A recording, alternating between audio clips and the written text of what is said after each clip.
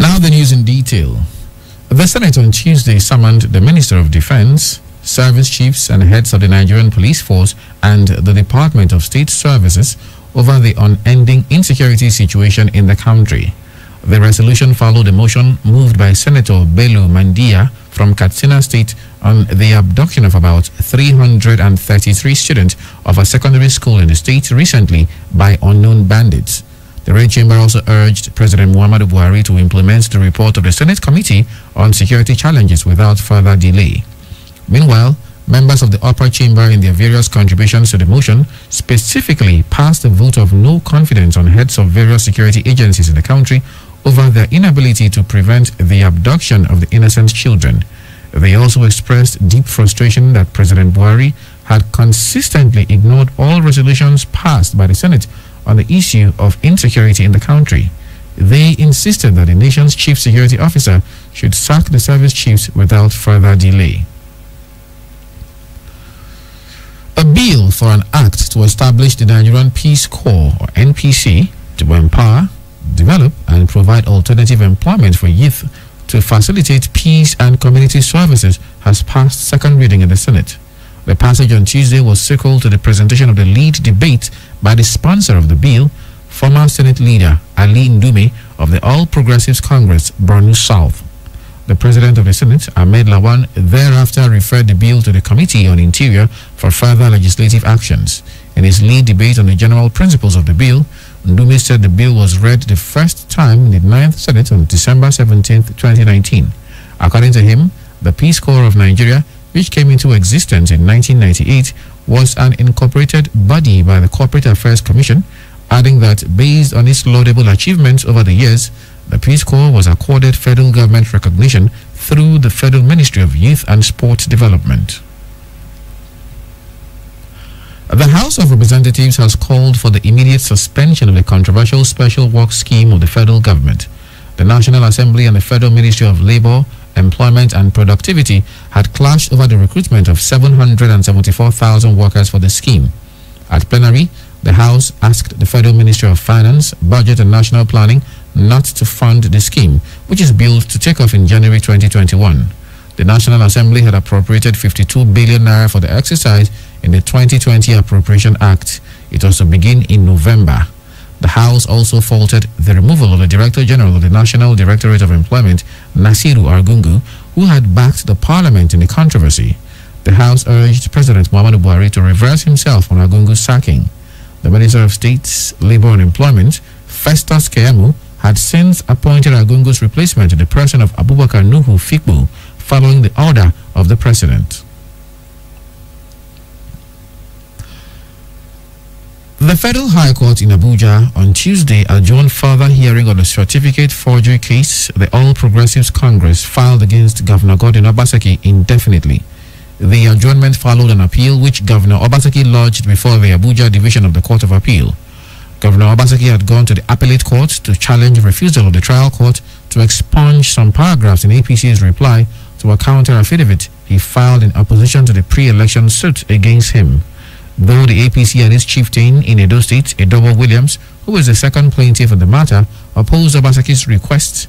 However, trial justice Ahmed Mohammed in a ruling said he was minded to adjourn the case indefinitely. Justice Mohammed held that going by judicial hierarchy, the High Court ought to tarry a while, having been notified of the pendency of the appeal. The APC and Williams had in a suit alleged that Obaseki lied about his academic qualifications. The plaintiffs accused the governor of forging the university certificate he presented to the Independent National Electoral Commission in aid of his qualification for the governorship election that held in Edo State on September 19th. They also want the court to declare that Obaseki lied on oath when he swore to an affidavit on June 29, 2020, that he worked in Afri-Invest Limited from 1994 to 2014 when he retired. Still on Edo State's legal issues, the Edo State Governorship Election Petitions Tribunal has reserved ruling on Governor Godwin Obaseki and the Independent National Electoral Commission INEC motion seeking to strike out the names of Osagie Ize-Iyamu and his party APC from the petition filed by the Action Democratic Party ADP. The three-man tribunal headed by Justice Yunusa Musa took the decision on Tuesday after exhaustive arguments by concerned parties on whether or not the names of APC and its candidate, Ize Yamu, should be a respondent. Barrister Razak Isenalume, counsel to the first respondent and others, reacted to the decision of the tribunal. We had actually filed motions, first respondent filed, second and third, seeking to strike out the name of the fourth and fifth from the petitions. The fourth and fifth being PC and Ize Yamu, they are not, we say they are not necessary parties. If they intend to file petition, they would have filed petition on their own, not coming as respondent. And the court has taken arguments and based on the practice direction, they have reserved ruling in final judgment. All sides can pass their position, both petitioner and respondent. My name is Rotimi Ogunyeso. Well, that is their position. There's nothing we can do about it, except if there's anything, we'll consult with our client. Counsel to ADP, Barrister Douglas Obankwa, said the action of the tribunal was in accordance with the law. It's actually in accordance with the law. Section 245, subsection 8 of the Constitution of the Federal Republic of Nigeria, 1999, has amended in the fourth iteration to that Constitution, stipulate that such rulings should abide the judgment of the tribunal, and that's exactly what the tribunal decided in its wisdom. Meanwhile, the tribunal also completed the pre-hearing of the matter and adjourned till today to commence hearing. A retired lecturer and former Commissioner of Agriculture in Edo State, Dr. Johnson Irimafa, has cried out over the gruesome killing of his 18-year-old son by a trigger-happy police officer in 2003. Irimafa, a 71-year-old man, disclosed this on Tuesday when he appeared before the Edo State Judicial Panel of Inquiry for victims of SARS and related abuses. Our correspondent, Nusahai Wadiai, tells us more. Victims of police brutality on Tuesday continued to read out incredible reports of how men of the Nigerian police force maltreated them or gruesomely killed their loved ones. The case of Dr. John Tunde Irimafa seemed pathetic when he narrated how his son, 18 years old as at the time, was allegedly killed by a police sergeant in 2003.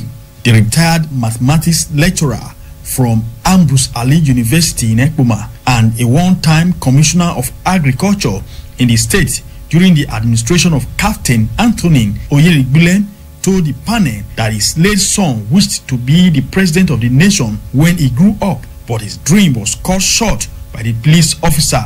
Irimafa said that his late son was about to gain admission into the university to study political science when he was killed. He was alone, he had no knife, he had no gun, he had nothing. But right there, 5 shots, 2 into the air and 3 others on him. And in the front of the CJ's house, you have security, CJ's own security details there. About 8 of them, 4 police and 4 civil security details. And these people were looking at them the way the whole thing was going. And when they were struggling, the boy said, I will shoot you, I will shoot you. What will you shoot me from? The boy said. He said, I will shoot you. Then when he wanted to shoot him, the boy struggled with him and forced him to throw away the gun. The boy raised alarm. So these security details now came out. What is the matter? They asked them. My son started telling them the story. The policeman now took his gun and fired him on 2 legs. And the boy fell immediately and was crying. The policeman abandoned them. Then he came back. The boy was already reeling in his blood, was panting for breath. And he brought out his gun. I said, this boy is still talking. Fired him in the abdomen. That's what finished him up. So you can see that the man really wanted the boy to be dead. In another development, a lawyer, Isaac Ozuwa, also told the 23-man panel how police officers conspired with others to maltreat his client, Jumbu Igebo. In this particular case, the police went beyond their legally endowed powers and arrested my client to enable his brothers to remove the roof of a house that they were quarreling about. I advised my client to remain in the house. The police now conspired again with his brothers to arrest him a second time in order to allow his brothers the opportunity to demolish the house. The police are not supposed to do that. As if that was not enough, we saw a video where one of the officers was making a confession about how his brothers offered him some million to kill him so that they could sell the house. We had written petitions to the Commissioner of Police about the conduct of the police. Nothing was done by the police to investigate. We wrote a petition again to the AIG. Nothing was done by the AIG to investigate. If the police are allowed to do things like this, the lives of people will not be safe. The property of people will not be safe. However, officials of the Edo State Command of the National Law Enforcement Agency, NDLEA, led by Ofoyeyu Mitchell, also appeared before the panel where they lamented the damages done to its facilities during the NSAS protests. She explained that since the incident, they have not been able to handle reports of drug abuse and trafficking within the state. The city continues. Nusahai Wadia, KUFM News. Coming up in the moment, Masari says 17 Katsina schoolboys escaped from Zamfara forest. Do so with us, please. At split seconds, there is a lot happening around us, but we can't be everywhere all the time. We've got work, families, and chores to cater to, and most importantly, time to rest. And that's why having reliable partner like KUFM News is important. Sleeping? We don't. We work round the clock, bringing you stories as they break from Nigeria and across the world. We would stop at nothing to keep you informed, because KUFM News is all about you and stories that affect you. Politics, business, human interests, sports, entertainment, just name it. We've got you covered. KUFM News. Timely, precise, spot on.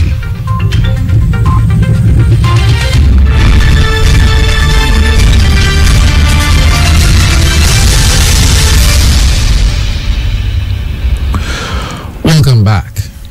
17 of the missing schoolboys kidnapped from Government Science Secondary School in Kankara local government area of the state have escaped from their abductors. Katsina State Governor Aminu Masari disclosed this in an interview. He noted that the schoolboys were found and have been reunited with their families. Masari said the victims escaped unconditionally and that one of the abducted children's father, who is also a teacher at the school, was contacted by the captors who warned that security forces should stop using helicopters around their hideout. Governor Aminu Masari said the bandits, however, ordered that adequate money should be earmarked and budgeted by those concerned pending the completion of the ongoing rescue mission. 2 persons have died following a stampede that occurred when members of a non-governmental organization besieged one of its offices in Rumodara along the east-west road near Port Harcourt. The organization had invited its registered members to receive their Christmas package at the location on Tuesday. One of the members, who gave her name as Chinaza, said many people showed up for the package and were in a hurry to access the building. He said the situation led to a stampede, adding that people stepped on others in order not to miss out on the palliative. Meanwhile, spokesman of the Rivers State Police Command, Nnamdi Omoni, confirmed the incident, saying the Commissioner of Police has ordered a full-scale investigation into the incident.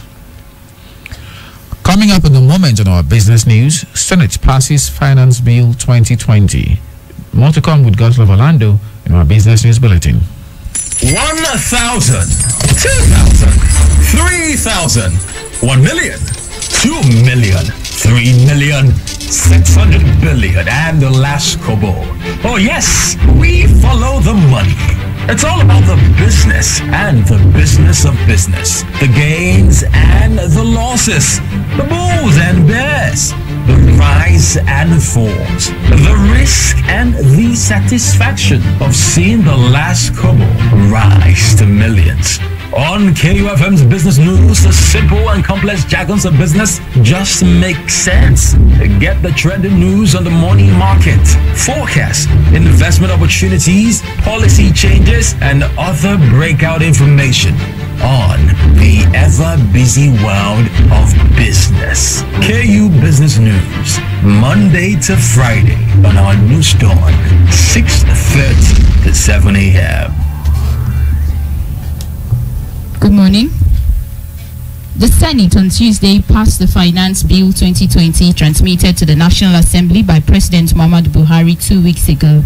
The passage of the bill followed the consideration of a report by the Senate Joint Committee on Finance, Customs, Excise and Tariff, Trade and Investment and Public Procurement at plenary by the upper chamber.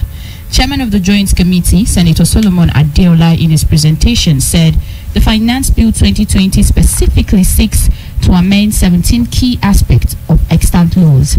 According to him, they are Capital Gains Act, Companies Income Tax Act, Industrial Development Income Tax Relief Act, Personal Income Tax Act, Tertiary Trust Fund Act, Customs and Excise Duties Tariff, Value Added Tax Act, Stamp Duties Act, and Electronic Transaction Levy.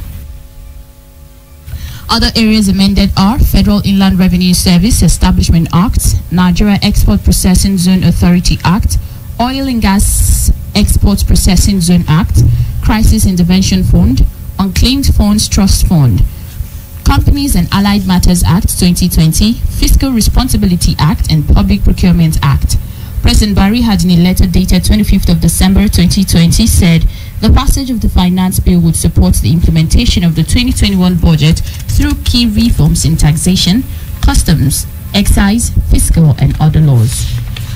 And finally, on business.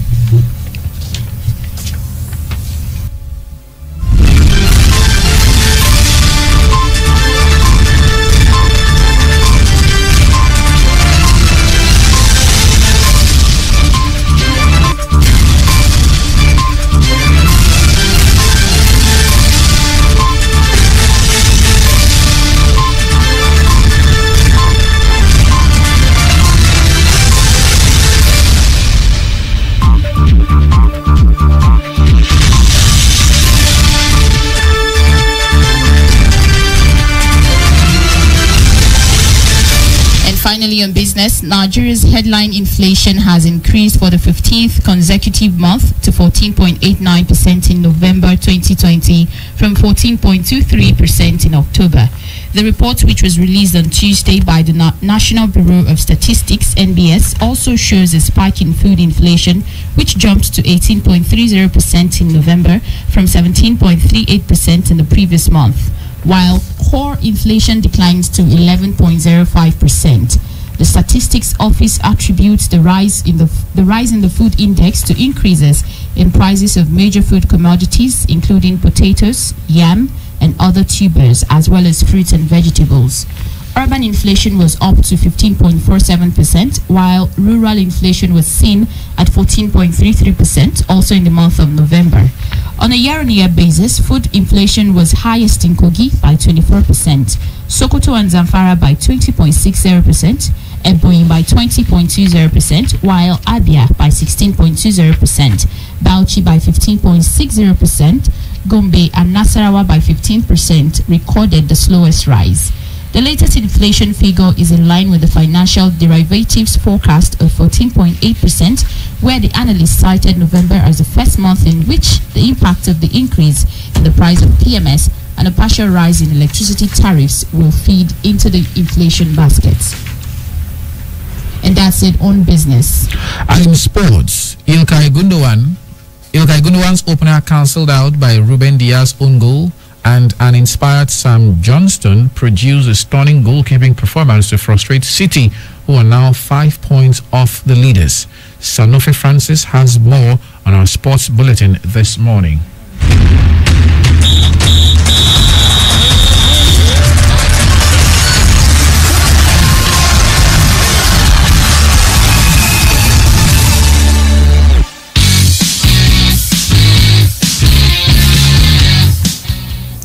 Good morning and welcome to Sport News.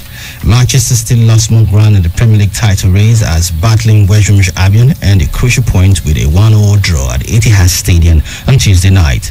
City needed a response after their pedestrian Manchester's derby performance and took the lead on the half-hour mark thanks to Ike Godwin's clinical strike, but the Baggies hit back before the break as Simi Ajayi's strike deflected in off Ruben Diaz.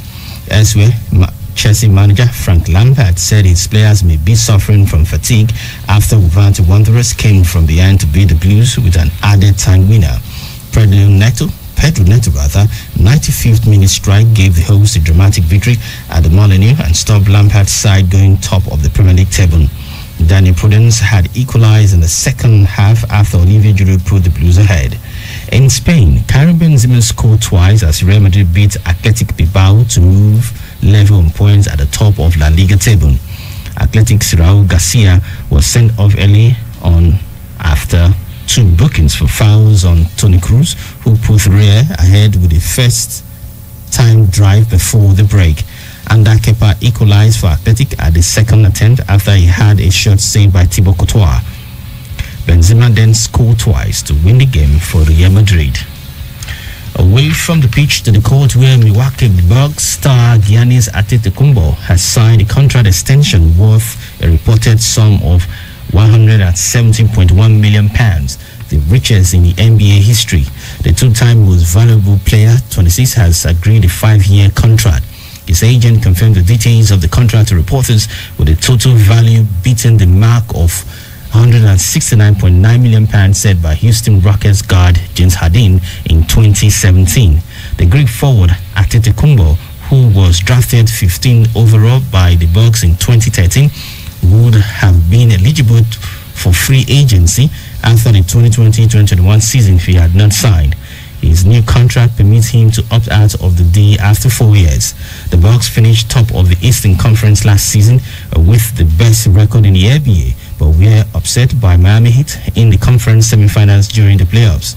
Antetokounmpo was named the MVP for the second successive season in September and also won the Defensive Player of the Year, becoming the only third player after Michael Jordan and Hakeem Olajuwon to earn both in the same season. The delayed 2020-2021 NBA campaign, which had been reduced to 72 regular season games because of the coronavirus pandemic, is set to begin on the 22nd of December 2020. And that's it from sports. Sanofi Francis, back to you, Charles. Thank you very much, Francis, for those sports stories. And of course, with those stories, we come to the end of our package this morning. But before we leave, we'll recap the headlines.